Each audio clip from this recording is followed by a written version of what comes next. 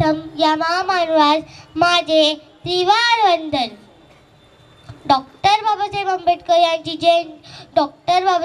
यांची जन्म 14 एप्रिल 1891 रोजी मध्य प्रदेशातील महू या गावी झाला. त्यांची वडिलांचे नाव रामजी व आईचे नाव भीमाबाई सकपाल असे होते.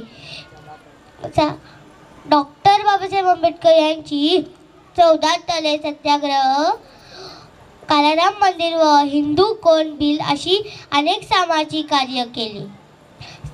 त्यांनी शिका, संघटित व्हा, संघर्ष करा असा बोलाचा संदेश दिला. 6 डिसेंबर 1956 रोजी या महामानवास महापरिनिर्वाण झाले. त्यांची कार्य आणि विचार आपल्याला सदैव प्रेरणा देतात. अशा या महामानवास माझे कोटी कोटी प्रणाम. बुद्धासारखं होतं ज्ञान, देऊन गेले संविधान, शिकवले शिक्षणाचे ज्ञान, मिळून दिले समाजात. अंधारच होता ज्यांच्या नशिबी, आणलं प्रकाशाचं दान दिलं. तुमचे मानावे किती उपकार बाबासाहेब, तुम्ही देशाला संविधान दिलं. जय भीम, नमो बुद्धाय.